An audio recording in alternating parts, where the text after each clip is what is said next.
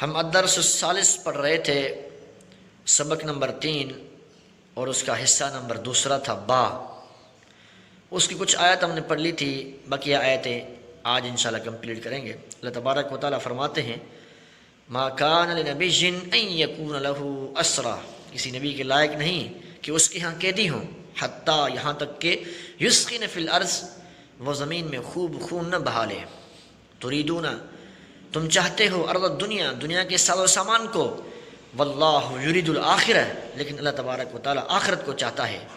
واللہ عزیز حکیم، اور اللہ تبارک و تعالیٰ غالب اور حکمت والا ہے۔ یعنی کسی نبی کے لیے جائز نہیں کہ وہ قیدی بنائے جب تک کہ میدان جنگ میں خوب خون ریزی کے بعد کفر کی کمر نہ ٹوٹ جائے، وہ دوبارہ مقابلے کے قابل نہ رہیں۔ ابتداء اسلام تھا، اس لیے ان قیدیوں کو قتل کرنے کا مشورہ ہی بہتر تھا، یہ حکمت عملی بہتر تھی۔ ہوا اس طرح کہ جب غزوہ بدر میں کفار کو شکست ہوئی، ان کے 70 لوگ مسلمانوں کے ہاتھ لگے، تو اللہ کے رسول صلی اللہ علیہ وسلم نے صحابہ سے مشورہ لیا کہ ان قیدیوں کا کیا کیا جائے، کیونکہ اس وقت قیدیوں کے بارے میں کوئی حکم نازل نہیں ہوا تھا۔ تو عبداللہ بن عباس فرماتے ہیں کہ اللہ کے رسول صلی اللہ علیہ وسلم نے حضرت ابوبکر صدیق سے مشورہ لیا، تو انہوں نے جواب دیا کہ اللہ کے رسول صلی اللہ علیہ وسلم، میرا مشورہ یہ ہے کہ یہ ہمارے چچا زاد بھائی ہیں اور ان سے فدیہ وصول کر کے ان کو چھوڑ دیا جائے۔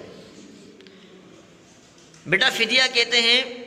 کہ قیدیوں سے رقم جو وصول کی جا رہی ہے، جس کے عوض ان کو چھوڑا جا رہا ہے، رقم وصول کر کے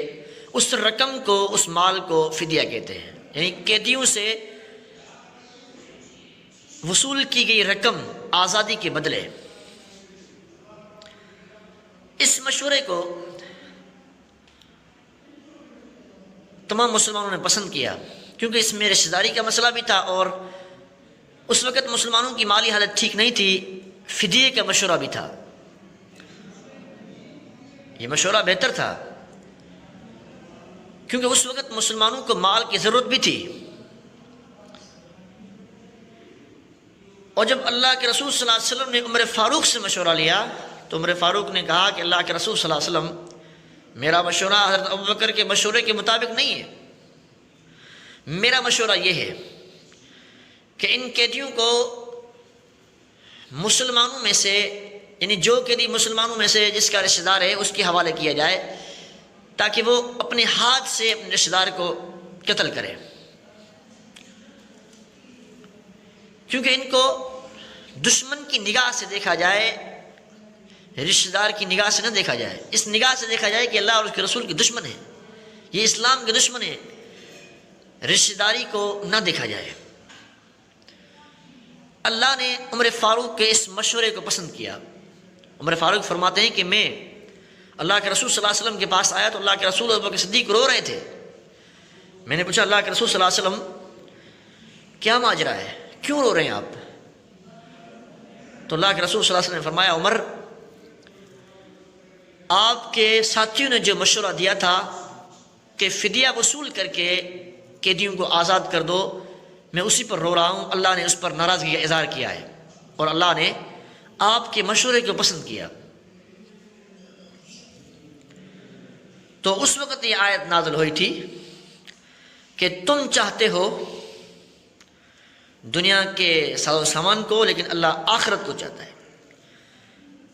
دوسری آیت ہے لولا کتاب من اللہ سبق لمسکم فیہا اخذتم عذاب عظیم، اگر اللہ کی طرف سے لکھی ہوئی بات نہ ہوتی جو پہلے طے ہو چکی تھی تو تمہیں اس کی وجہ سے جو تم نے لیا ہے بہت بڑا عذاب پہنچتا۔ لولا کتاب من اللہ سبق، یہاں اللہ کی طرف سے لکھی ہوئی کتاب سے مراد کئی باتیں ہو سکتی ہیں، ایک یہ کہ اگر اس امت کے لیے غنیمت حلال نہ کر دی گئی ہوتی، اگر اس امت کے لیے مال غنیمت حلال نہ کر دی گئی ہوتی، جیسا کہ بخاری میں ہے وَأُحِلَّتْ لِيَ الْغَنَائِمُ، میرے لیے غنیمت حلال کر دی گئی۔ دوسری یہ کہ بدر میں جو صحابہ شریک ہوئے ان کے گناہ بخشے جا چکے تھے، اگر یہ بات نہ لکھی ہوتی تو اللہ ان کو عذاب دیتا۔ تیسری رائے، بعض اہل علم نے کہا کہ رسول اللہ علیہ وسلم کا وجود عذاب نازل ہونے سے مانے تھا، یعنی اللہ کے رسول صلی اللہ علیہ وسلم موجود تھے اس لیے اللہ نے عذاب نہیں دیا، جیسا کہ پیچھے اسباق میں یہ آیت گزر چکی ہے کہ وَمَا كَانَ اللَّهُ لِيُعَذِّبَهُمْ وَأَنْتَ فِيهِمْ، اللہ ایسا نہیں ہے کہ آپ کے ہوتے ہوئے ان کو عذاب دے، آپ کے ہوتے ہوئے ان کو عذاب دے، اللہ ایسا نہیں ہے۔ حالانکہ کفار نے عذاب مانگا تھا کہ اللہ ہم پر پتھروں کا عذاب نازل فرما اگر یہ قرآن آپ کی طرف حق ہے، یا اس جیسا ایک اور عذاب لے آ۔ ایک اور آیت ہے فَكُلُوا مِمَّا غَنِمْتُمْ حَلَالًا طَيِّبًا وَاتَّقُوا اللَّهَ إِنَّ اللَّهَ غَفُورٌ رَحِيمٌ۔ فَكُلُوا مِمَّا غَنِمْتُمْ حَلَالًا طَيِّبًا، اللہ فرماتے ہیں کہ سو اس میں سے کھاؤ جو تم نے غنیمت حاصل کی ہے، فَكُلُوا، بس کھاؤ، مِمَّا غَنِمْتُمْ حَلَالًا طَيِّبًا، جو تم نے مال غنیمت حاصل کی ہے، وَاتَّقُوا اللَّهَ، اور اللہ تبارک و تعالیٰ سے ڈریے، ان اللہ، بے شک اللہ تبارک و تعالیٰ غفور رحیم، بخشنے والا ہے اور رحم کرنے والا ہے۔ فَكُلُوا مِمَّا غَنِمْتُمْ حَلَالًا طَيِّبًا، یہاں سے اللہ کی ناراضگی کے اظہار سے یہ خیال پیدا ہوتا تھا کہ فدیے کا مال لینا اللہ کو پسند نہیں۔ اللہ نے اس شبے کو دور فرمایا کہ یہ بھی مال غنیمت ہے اور اس امت کے لیے حلال اور طیب پاک ہے، سو اسے کسی شک و شبے کے بغیر کھاؤ۔